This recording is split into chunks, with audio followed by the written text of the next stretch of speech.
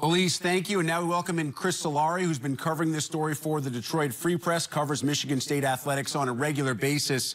Chris, you heard John Engler this morning deflect quite a few questions about his role, saying he had been on the job for less than an hour. He officially takes office on Monday. When he is in that seat making decisions, what's his first order of business? Well, I would think that the first order of business is to define some roles within the organizational structure. I mean, there's a number of different investigations going on. Criminal investigations, civil investigations, and the NCAA investigation. I think trying to figure that out, process it, and have the right people in the right place is going to be the first task, one of which will be making sure that they have leadership at the top of the athletic department. Well, Chris, what do you envision Engler's direct involvement with the athletic department being? It's a good question. I don't know if Engler will be directly involved. He obviously has a lot of other really important situations legally with the Larry Nassar situation.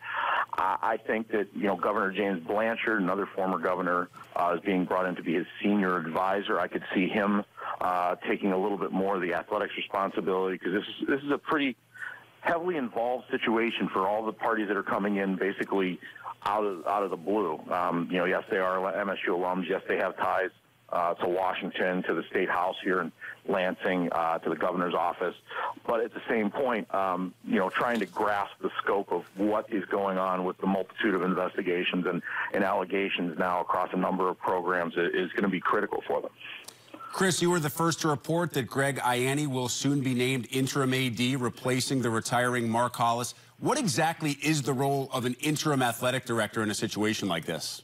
That's a good point. I would imagine he would probably do the day-to-day operations, keep things moving.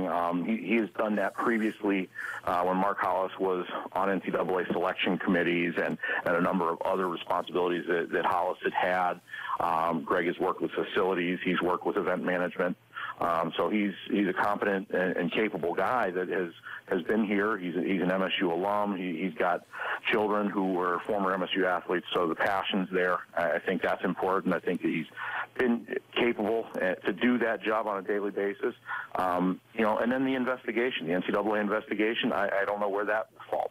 Perhaps that would be something for the governor to determine as quickly as possible, because the NCAA is demanding some of that Nassar stuff pretty quickly.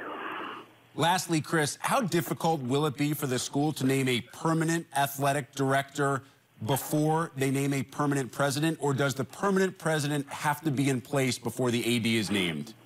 I would think they would have to go that way. I mean, you don't want to put the cart before the horse. I think in part you're seeing that now. The president has been named before an interim athletic director, the interim president, I should say.